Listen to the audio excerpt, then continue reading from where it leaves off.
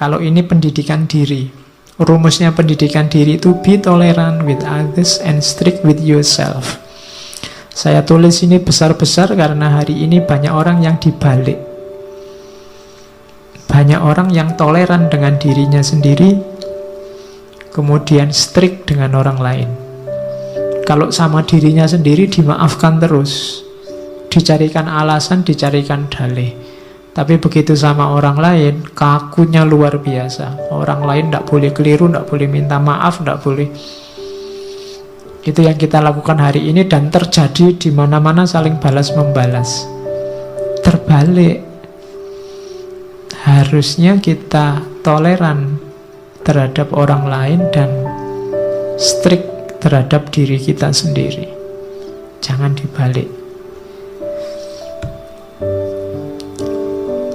Nah, ini rumusnya. Aku sering heran kenapa orang mencintai dirinya lebih dari semua orang yang lain, namun ia kurang menghargai pandangannya sendiri tentang dirinya dibandingkan pandangan orang lain.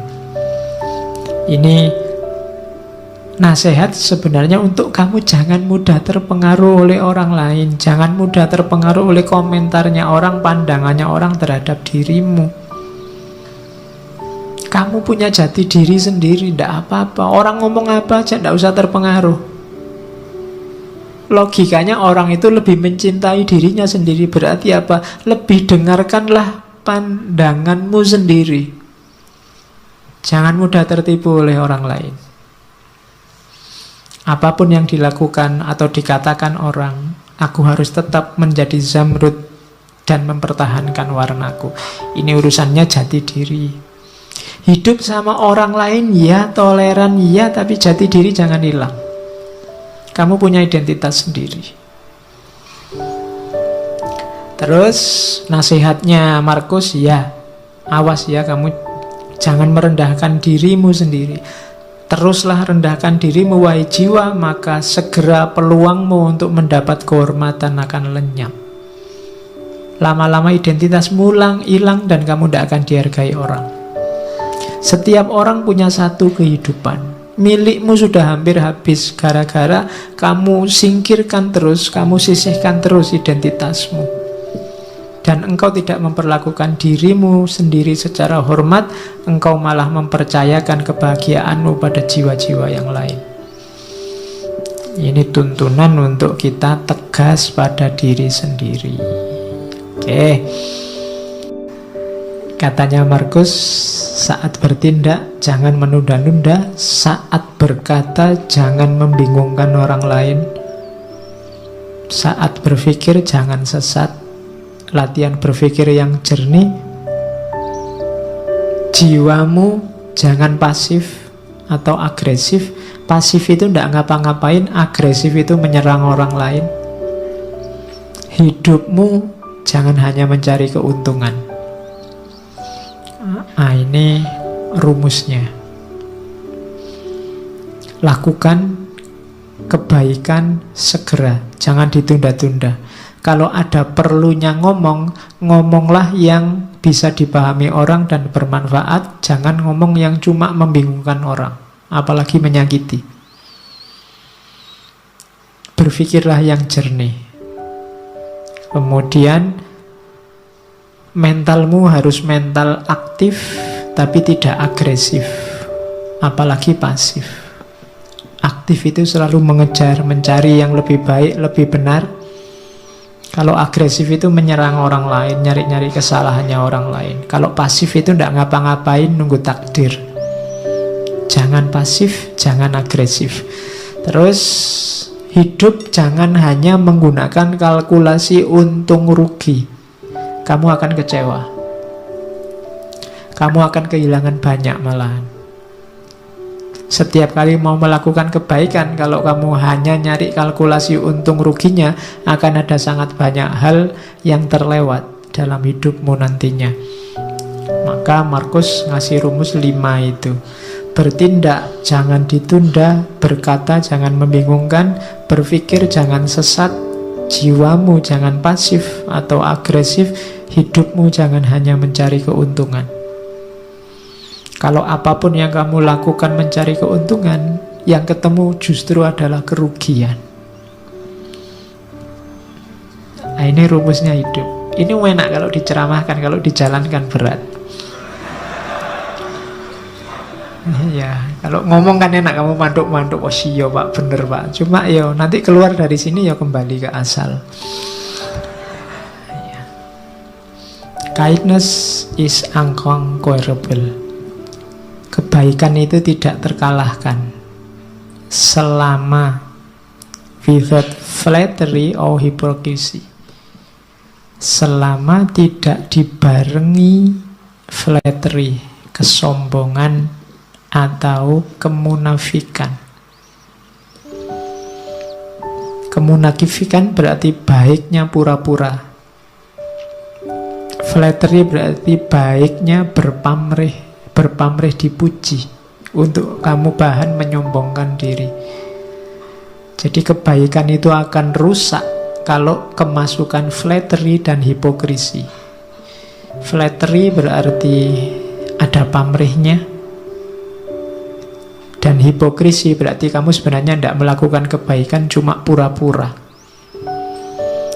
Kalau baikmu tulus, tidak pura-pura, maka kebaikanmu tidak akan ada yang mengalahkan. Unconquerable.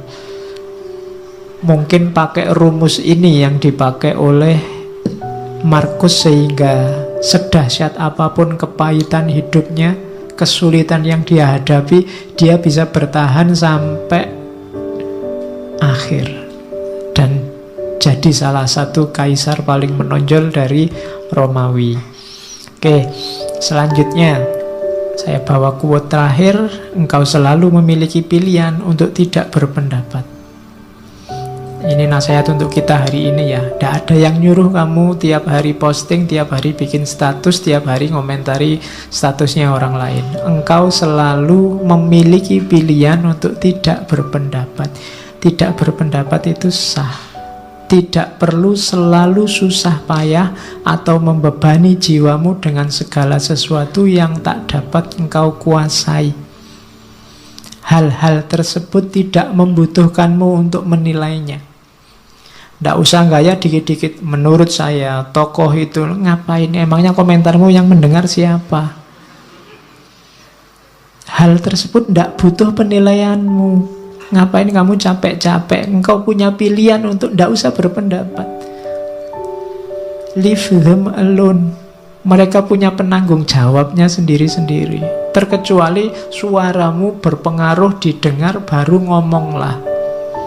Tapi kalau tidak, cari yang lebih esensial untuk hidupmu, untuk dikomentari dan dibahas. Itu nasihatnya Markus. Hari ini banyak orang yang bukan wilayahnya, tidak seharusnya dia menilai, mengomentari, ikut menilai, ikut mengomentari, sehingga kacau semuanya. Idza wusidal amru ila ghairi ahlihi fantadhiri sa'ah. Leave them alone. Biarkan yang bertanggung jawab yang ngurusi. Oke ya. Oh, masih ada. Stop whatever you are doing for a moment and ask yourself. Ini nasihat panjang. Am I afraid of death because I won't be able to do this anymore? Biasanya yang membuat kita banyak terhenti untuk melakukan kebaikan adalah takut mati. Was-was, takut mati ini sering mengganggu kita. Katanya Markus, sekali-sekali gini deh rumusnya. Saat kamu melakukan apapun yang membuat kamu senang, coba berhenti sebentar. Apa gara-gara ini ya? Gara-gara khawatir ndak punya ini atau ndak melakukan ini, aku takut mati. Seberapa pentingnya sih yang saya lakukan ini? Seberapa baiknya sih yang aku miliki ini? Setiap kali melakukan itu, coba berhenti sebentar. Nah, ini untuk meminimalisir rasa takut mati. Kira-kira kalau ndak ada ngaji filsafat ini kan ndak apa-apa toh. Ngapain sih harus tak gendoli sampai takut mati misalnya? Nanti kalau saya ndak ada yang mimpin ngaji sopo, ngapain sampai mikir ke sana? Wong ini ndak ada juga ndak apa-apa. Kalian kalau ndak ada ngaji kan malah santai, ndak ada beban untuk datang ke sini, bisa diganti yang lain. Tapi kadang-kadang yang ndak harus menggendoli, mengikat hidup kita jadi mengikat. Kuliah misalnya, kamu kan diikat sedemikian rupa oleh dunia yang namanya kampus dan kuliah. Apa iya sih hidupmu wajib ada kuliahnya, wajib di kampus? Simba-simbamu dulu kuliahnya sekolahnya cuma sampai SD, SR, ya sukses, sawahnya luas, bisa nguliahkan anak cucunya. Apa wajib harus ada itu? Apa wajib sih harus punya rumah, punya mobil, punya itu? Itu caranya untuk menenteramkan hati dari rasa takut akan mati. Karena nasihat terbaik itu kan mati. Begitu orang ingat mati, bukan takut mati, maka kemungkinan besar dia akan mudah untuk mempersiapkan diri menghadapi hidup sesudah mati, mempersiapkan diri melakukan kebaikan-kebaikan. Oke, itu nasihat terakhir yang saya bawa dari Marcus Aurelius. Bayangkan raja besar, wilayahnya sangat luas, cara hidup, cara berpikirnya semacam ini. Maka dia jadi raja yang sangat tangguh, terkenal kesabaran dan ketabahannya, dan dia sukses. Meskipun banyak pemberontakan, banyak bencana, mengalami kepahitan hidup yang luar biasa. Dengan filsafatnya dia bisa sukses. Itu contohnya cara berpikir seorang king filosofer king. Raja filosof yang raja.